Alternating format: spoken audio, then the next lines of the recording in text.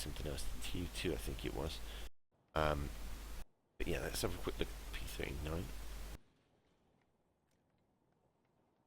Now, I know this one is fully upgraded. Yep. This one, however, I'm not so sure. No, this one is also the better version, really. It loses the lesser machine guns, I think, 7.62s, and gains another 250 cals.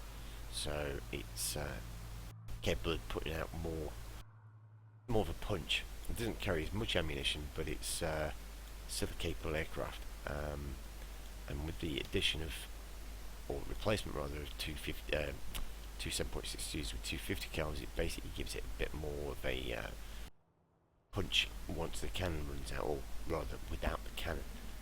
So let's check this out. So on the rear map.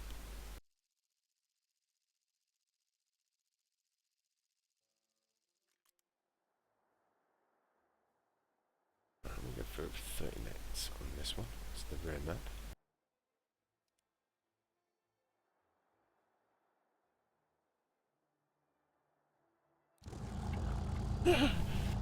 Someone's just PM'd me just about joining the squadron, but I'll touch on that afterwards. Yeah, this is the P-39Q, so it's the later version of the P-39, the American Scout. That's the AirCobra. It's an interesting aircraft for a few reasons.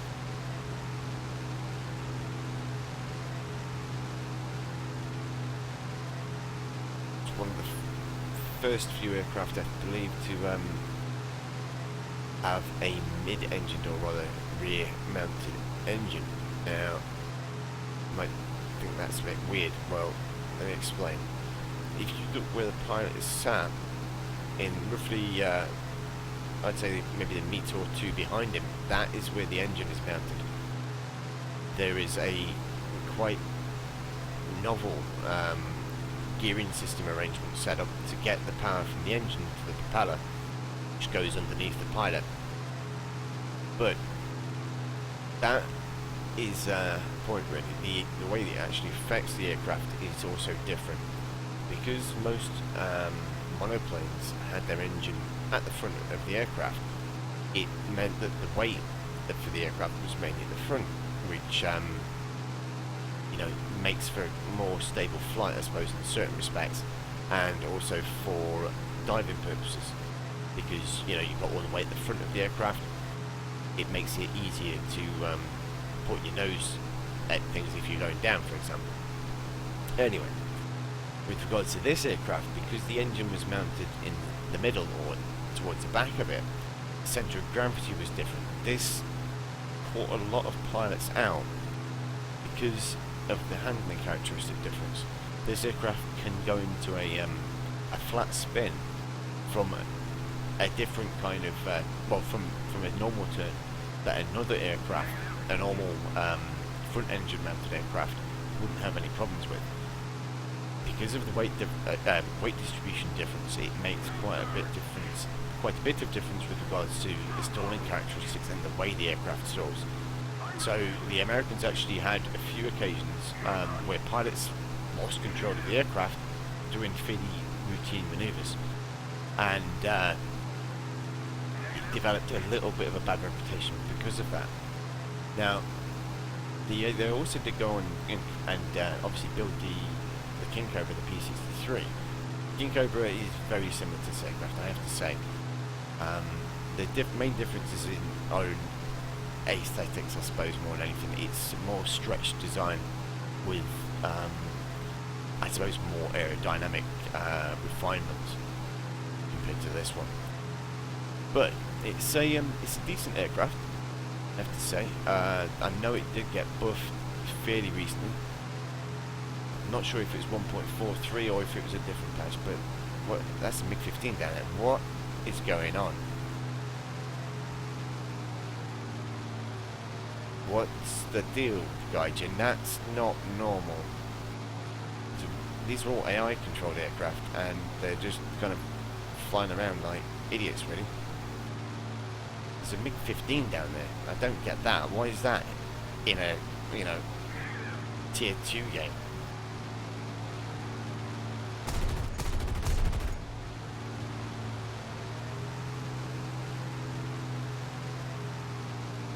Now, let's try and take these out fairly quickly anyway. It's a bit more RP, so I might as well do it.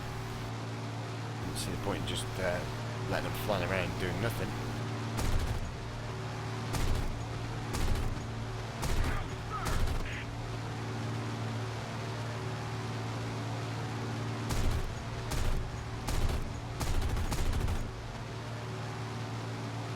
What I'm trying to do is get a cannon here, because the cannon does a lot of damage, and the 50 cals don't do anywhere near as much.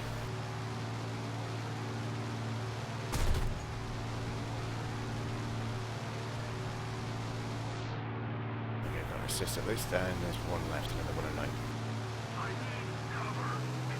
Oh no, there's two left, there's another 109. Okay. But yeah, this is just weird. It's like some kind of flying circus. And I don't think it's Monty Python's flying circus either. I think it's more of a case of it's Gaijin's flying circus. Maybe logic fails and idiocy. By all accounts.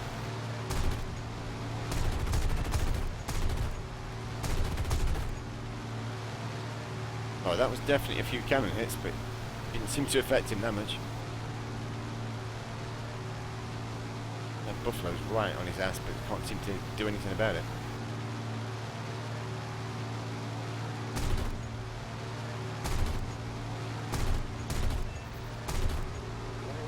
There we go.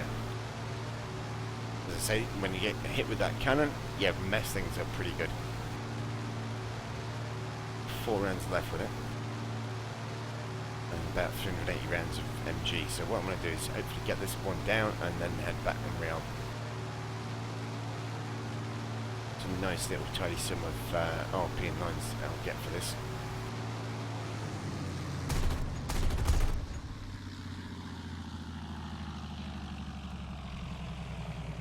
Obviously I need to get this one down to be able to do that, but it shouldn't be too hard.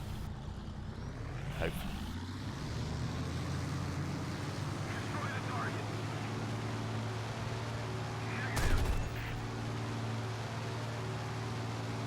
The biggest problem is he's actually going really slowly, so it's difficult for me to keep a position behind him.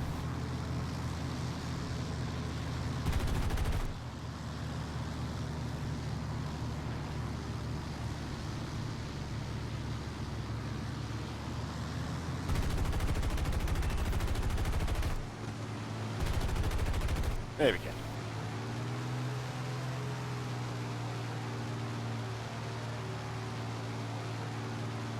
I don't know if you're below me, but with those bogies around any enemy aircraft, I'm not going to risk it. I'm going to get back to the main airfield.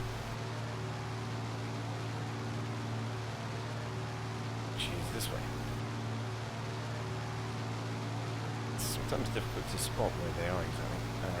To the left, I think, over here. Yeah, it's there.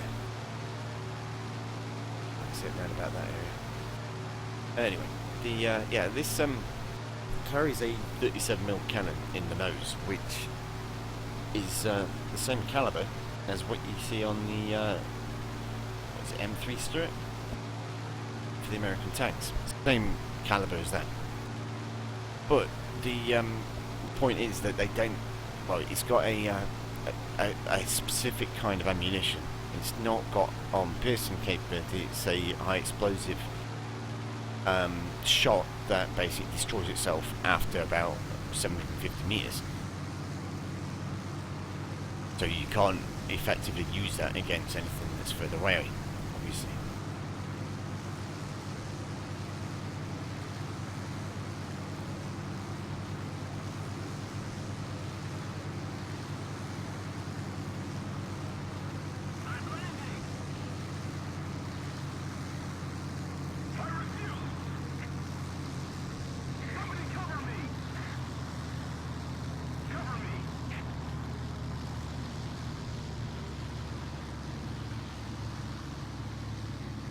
I didn't exactly see what happened to my team there, but from what I can tell, they're all down low.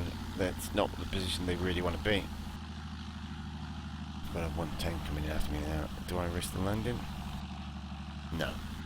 He's gaining too quickly, so there's no real point in me doing that because he will just wreck me on the ground. What? Why is the speed still dropping up? Up. Yeah, what the hell happened there? That's Gaijin, really. I mean, that was just so stupid. What I'm going to have to do with this guy is basically lead him straight over the airfield and hope the AA can wreck him. I've only got 128 MG rounds left, and my options are limited after that runs out. So, as I say, what I'm going to do is take him over the airfield. I'm actually outrunning him now, and he's now concentrating on the AA, which is his mistake, really. That's going to possibly cost him quite badly.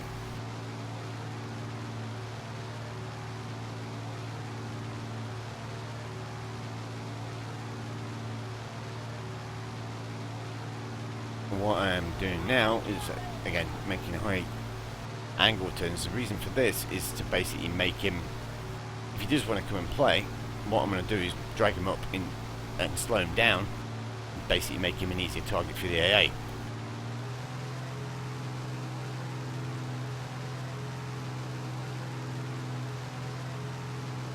So with the amount of ammo I've got, I'm kind of limited as to what I can do with it, but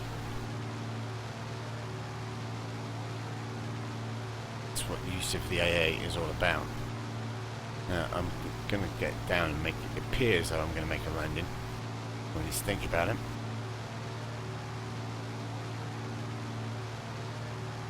Doing so I'll gain some speed. And there we go, I'm pulling away from him again. Now, I don't really have that much options, like I say, with the amount of ammunition I've got left, there's not really that much I can do. He is basically, if he's going to try and get me, he's going to have to loiter around the airfield, which means the AA is going to be shooting at him pretty much all the time. Now, there you go. The rest of the enemy team, I think, are going for the AI or bots that we had on our team. And he's coming for me. Let's see if I can have... No, he's not coming now. The thing is, he might actually be a half-decent player, because it appears that he seems to understand that if he comes up in...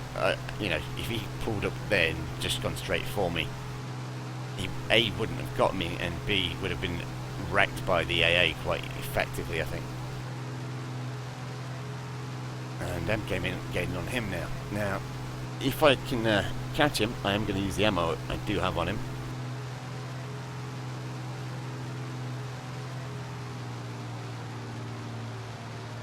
It's made a bit of a boo-boo.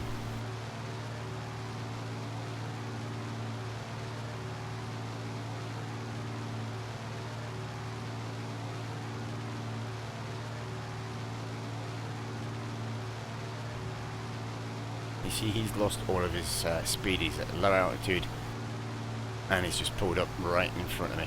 So, I'm going to pay him a visit.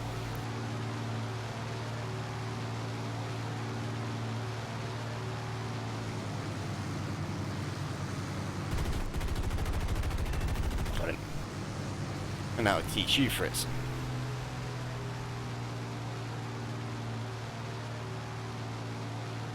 That took around about 67 bullets.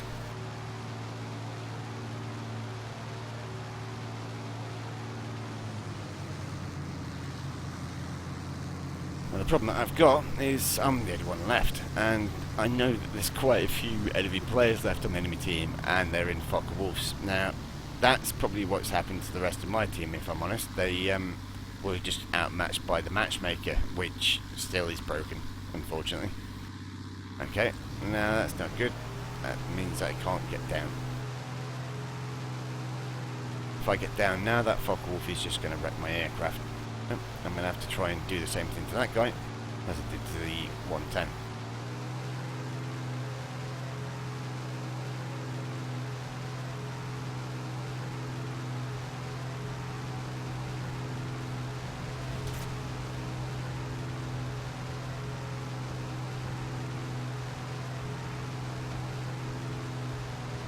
he's making all the mistakes. See how his engine is smoking like that? That's not a good thing. I think he might actually go down from that little mistake. He certainly won't be getting back to base with that kind of damage. I'm going to get down now.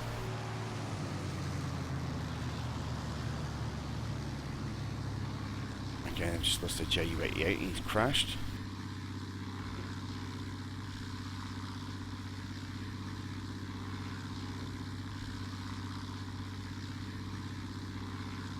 And here comes another one.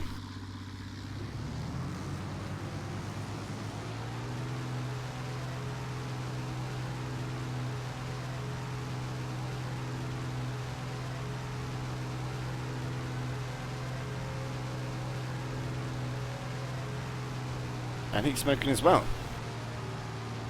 AA are actually starting to do some work by those things, earning their pay.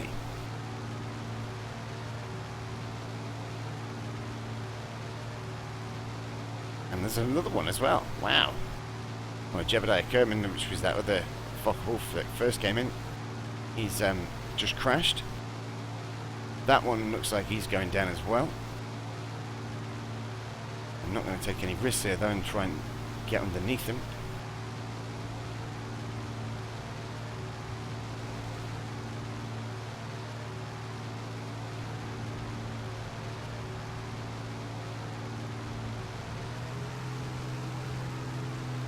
Again, there's that other Focke-Wulf I'm aware of, but I've got to try and keep the speed up.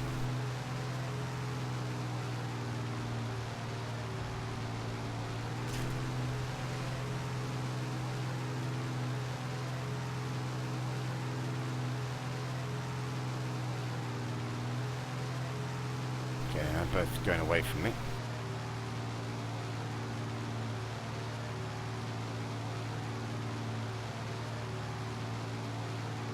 Yeah, looks like that guy might be going down, I'm not sure.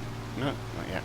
But he's really badly smoking from what I can see, so he's in a bad way.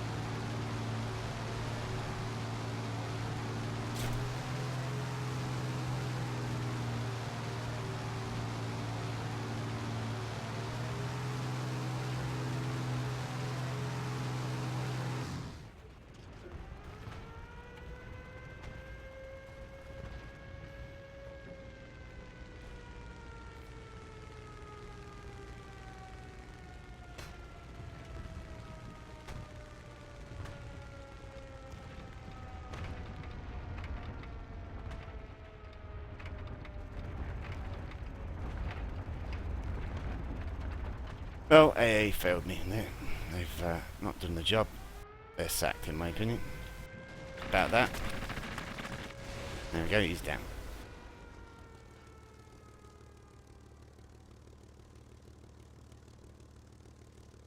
Oh, the guy's running away as well. I'm actually going to get repaired, which I wasn't really expecting.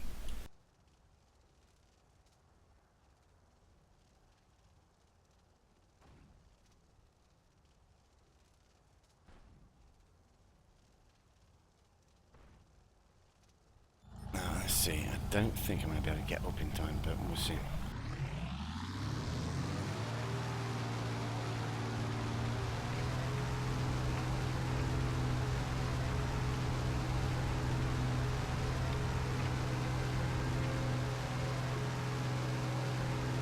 Oh, I am up. Wow.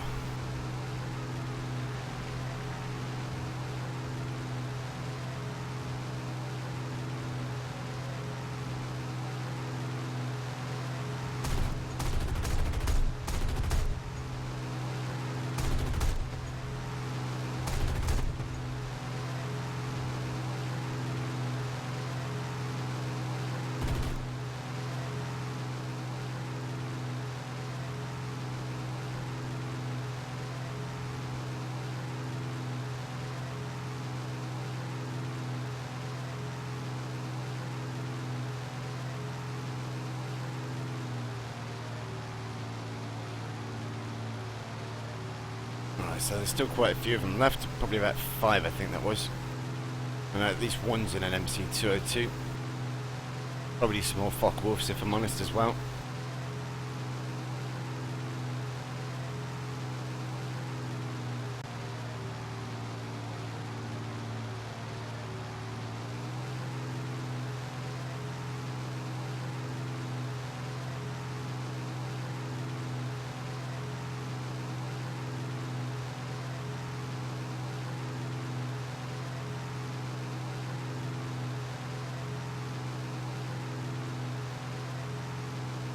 Oh look, there's an MC202 on there airfield. That's a shame. I might have to pay him a visit. Oh no, he's not on the airfield actually. That's my airfield. Wow. What a mistake to make.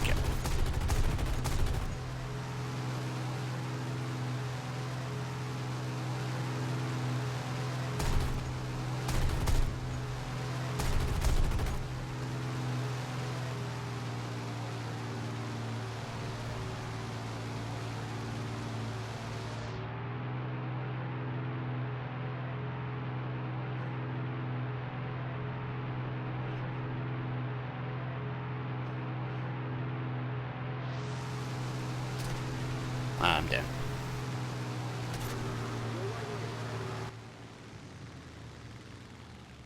Yeah, 3 versus 1.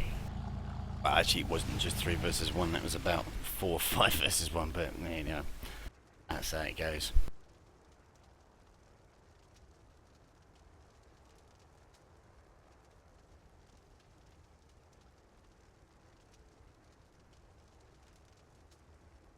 And on to the next aircraft. Well, that they appear to have fixed the flight model for it, but again, it's kind of difficult to say. It seems to fly almost the same as what it used to, from what I could tell. I didn't actually test it out in 1.43, and I think 1.43 was where they went a bit Gaijin special needs on it, and did certain things to the engine characteristics, at least. Now, it was not a bad game. Well, that wasn't a bad game for me. Was a bad game, obviously, for the team. But I think it was more down to the fact that we had stuff like Spitfire Mark 1As up against Focke-Wulfs, which, yes, that's not particularly good matchmaking, in my opinion. They, you know, they didn't fight against each other, at least not in the Battle of Britain. That's as far as I'm aware, anyway. I will actually look at that, but I'm pretty sure I'm right on that information. Yeah. Anyway, on to the next one. Actually, while thinking about it, I might take this out again because it's not fully upgraded yet, and points being prizes in this game. If I get that cannon upgraded, then it means that I get more research added onto that. It's not a significant amount, but everything helps, as Tesco like to tell you.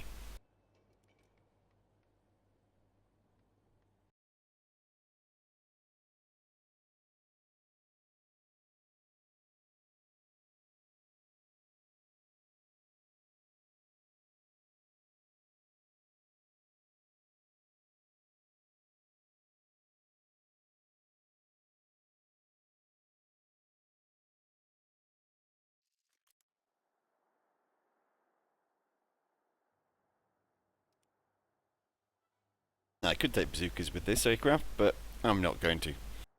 Bazookas, unlike normal rocket-propelled weapons, are tubes. They're not... you don't basically lose the majority of the weight when you fire them, and therefore they create a lot of drag, which massively affects the performance of your aircraft. The Typhoon, if that's 1B, yeah, that can carry rockets. Now, with rockets, you've got basically like 8 rails that the rockets sit on, and when you fire the rockets have gone, so you're just left with the rails. Now, the rails don't add that much drag because they're just rails, you know, very thin strips of metal. But bazookas are bazooka tubes. They're tubes of steel or metal attached to each other and to the aircraft that you can't get rid of. So the amount of drag they create, and by drag I mean slowing effect on the aircraft, is quite significant. It will mess up the performance of your aircraft, both in speed, acceleration and turning performance. So you've always got to take this into consideration when you choose what weaponry you're taking. Generally speaking, since fighters tend to come across fighters, or at least should be fighting against fighters, you know, you don't want to be messing up your flight characteristics, because you're not going to be as agile. That's what a fight is all about, really. Well, it helps at least, you know, the ability to turn, get behind your opponent and out-turn them. If you can do certain maneuvers that they can't, then you can beat them. And, you know, winning is the name of the game. You don't want to be wrecking your aircraft's performance in order to maybe get 1 or 2 ground kills that aren't really going to have that much of it won't have that much of an effect on the overall mission. I mean, yeah, if you maybe had a full team of, I don't know, 15 Typhoon 1Bs and they all took rockets, that is a different matter. They would be way more effective against ground units than just a single aircraft. But coordinating them is a different matter entirely. Unless you're in a squadron battle, you won't have voice communication with the rest of your team. So, you know, calling out targets, telling someone that they've got someone on the 6, so on and so forth, that is all done via keyboard commands, which, if you're using English and they don't understand English, might be a problem. If you're using the actual keyboard commands using the action wheel, then yeah, that would help. But it's all about time and reaction. If you can do it quicker with the wheel, then yeah, sure, it's useful. Whether or not the guy who's going to be attacked by that particular aircraft knows about him is a different matter. Whether or not he actually notices you actually, you know, say in using the voice wheel command, this thing. Well, I say voice wheel. That I assume is probably on a different kind of control method for joystick users. No, not joystick users. PlayStation 4 users rather. But with regard to, you know, this information, you can do various things. You can tell people, you know, where the enemy are and so on. But you also can't target your own players, so you can't say to someone, look out, or something similar, which is kind of needed, I suppose. You know, that B-25 down there, for example, if you had somehow managed to find one of our bombers and was sat on his 6, or making an attack run on a bomber that we had, or maybe even a fighter that was AFK, if I was to target that B-25, the only 2 commands I can give are 1, I'm attacking it, or 2, someone else attack it. Now that doesn't necessarily warn any player that they're just about to be attacked by him. And that is something that could be needed, I think. Well, that kind of UI function, it would be useful, especially considering that this is a multilingual game, and you get people that join from all over the world, so you don't necessarily have people that speak English or are able to read it, rather.